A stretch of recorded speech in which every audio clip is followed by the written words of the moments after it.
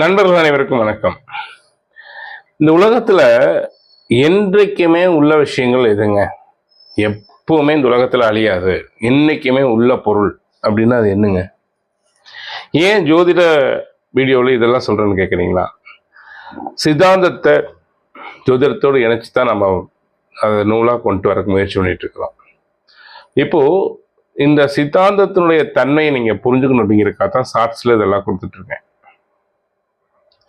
என்றைக்குமே உலகத்தில் உள்ள பொருள் அப்படின்னு என்ன அப்படின்னு பார்த்தீங்கன்னா எப்பவுமே அழியாதுங்க. இது என்னைக்கு உண்டு. 3 விஷயங்களுங்க.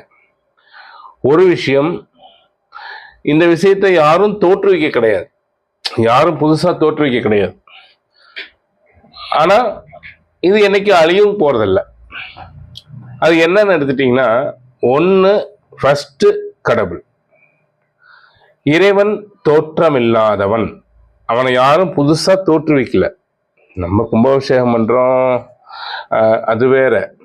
ஆனா சுவாமி யாருமே தோற்றுவிக்க கிடையாது. அவன் என்றுமே உள் பொருள், என்றுமே உள்ளவன். இன்னொன்னு, நம்ம உயிர் ஆன்மா.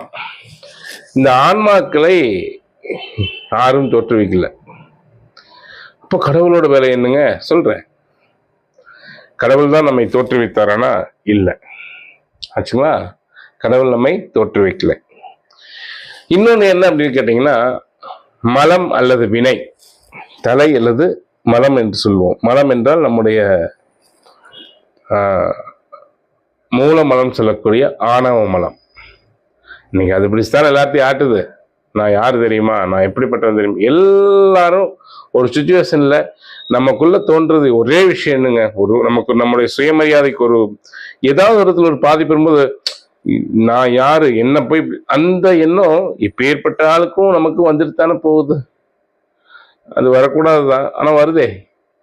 அதனுடைய விகிதாச்சாரம் வேணா ஒருத்தருக்கு கம்மி, ஒருத்தருக்கு அதிகம் இருக்கலாம். ஆனா வந்துத்தானே போகுது. அதை டச் பண்ணோடனே அப்படியே ஒரு யாரு தெரியுமா அப்படிங்கிற என்ன வருதல்ல, அதுதான் மலம்.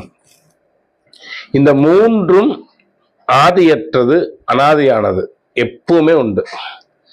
இறைவனுக்கு என்ன தன்மைன்னு கேட்டீங்கன்னா, நம்மளை ஆன்மாவை படைக்கல, இந்த உடம்போடு சேர்த்து உயிரை இயக்குவதுதான் இறைவனுடைய படைப்பு.